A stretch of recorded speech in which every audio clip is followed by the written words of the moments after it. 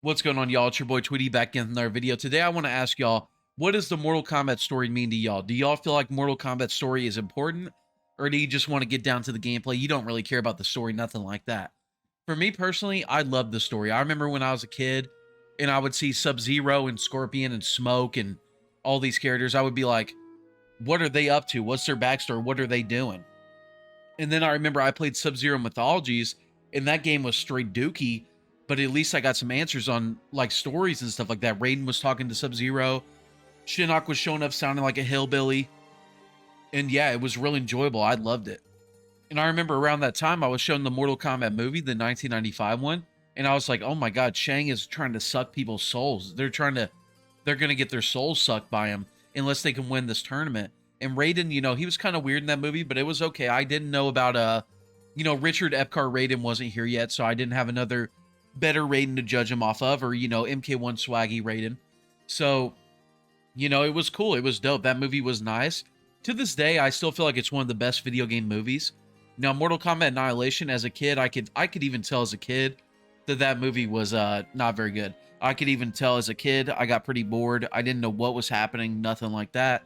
And then shortly after that, I believe I played Mortal Kombat Deadly Alliance, and I remember that intro where you had Liu Kang, he was doing his Liu Kang stuff, and then you had Shang Tsung and Quan Chi come up, break his neck, beat his ass, and I was like, whoa, like, this is crazy right now. Y'all just killed Liu Kang? Isn't Liu Kang supposed to be, like, the Naruto of the story, the Goku? Like, isn't he supposed to be the main guy, like, doing stuff, and now he's dead, the game just started. So, like, as a kid, that was crazy. That was a crazy, kind of change of expectations, I was thinking, Liu Kang, he's going to overcome no matter what. His friends might get, like, similar to Dragon Ball, his friends, like Vegeta and Krillin, in this case, like Raiden and Sonya, they might get shit on, but he's going to be the one. But no, that game was like, nope, neck broken right away, boom. And then you got the latest Mortal Kombat movie, where you got Cole Young showing up. What's the deal with Cole Young, y'all? What are y'all's opinions? It's been a couple years since. What are y'all's opinions on Cole Young? I feel like the direction they tried to go in with Cole was they wanted to make him an underdog, and they wanted us to root for that underdog, and you might disagree. I'm going to tell you why. So the movie starts, it has him in an MMA fight, and he actually loses. And I feel like them doing that, it tried to make him like an underdog. Like, they expected the audience to be like, okay, Cole, you lost that MMA fight, but you could still save Earthrealm. You still have a greater purpose. But I feel like the audience had the opposite reaction. They were like, dude, he lost the MMA fight. How is he going to fight fucking Goro? He lost the MMA fight. How is he supposed to fight fucking Cabal? You know what I'm saying? Like, the audience had the opposite reaction. Like, fans of MK, we're all naturally kind of power scalers, Like, we know Shang Tsung is stronger than, like, Jackie. We know that fucking Goro's stronger than Cole Young, than, like, an MMA fighter. You know what I'm saying? So, like, that whole, like, underdog situation they tried to set up with Cole, it just did not work for MK fans. We were like, what the heck? How is a MMA fighter that's losing, like, an amateur fight's going to beat Goro? Like, what the heck are y'all doing over there in the writer's room? Like, what is going on? But besides that, I thought Kano was really cool in the movie. I thought the fatalities were really cool. And that's about it. I don't know. I don't really have much nice to say about it besides that. I've heard that Carl Urban is going to be in the sequel, and I'm a big fan of Carl Urban, so I'm definitely going to check it out just because of that. And yeah, I think it's going to be cool.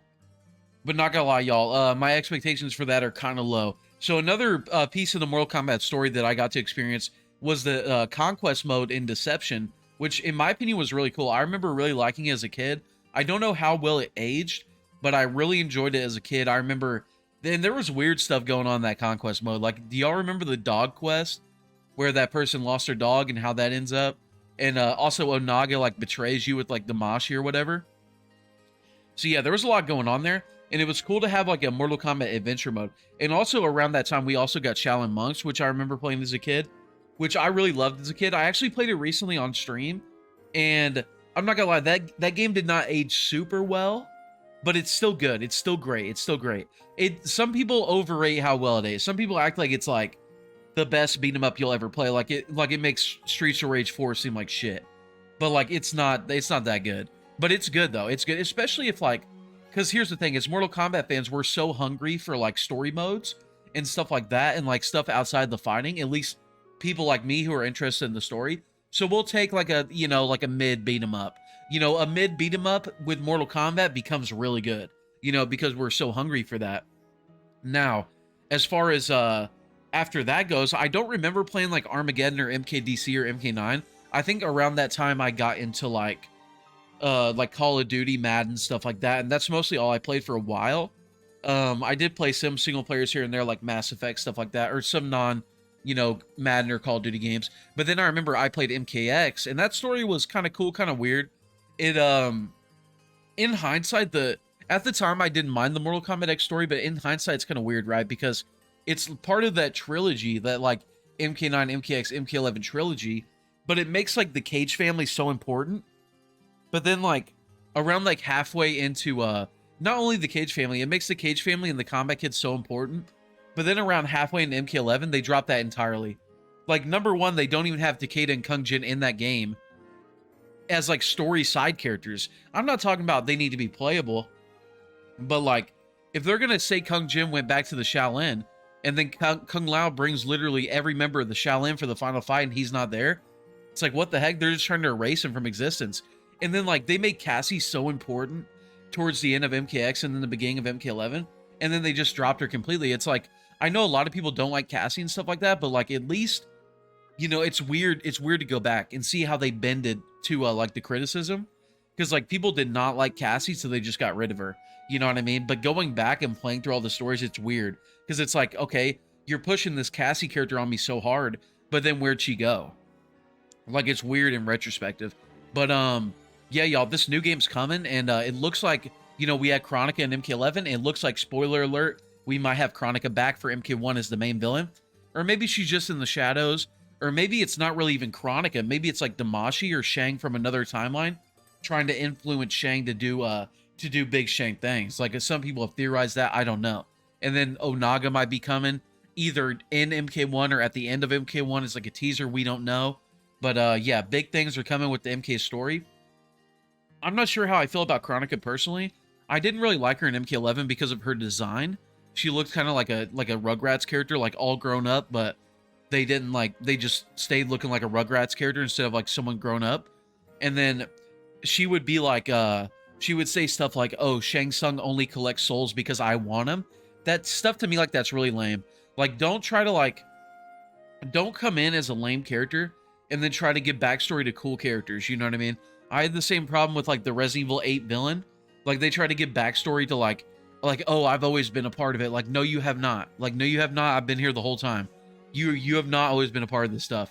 Like, it's okay if you're like this Time Lord, stuff like that in the shadows, but don't try to act like you're the reason Shang Tsung exists.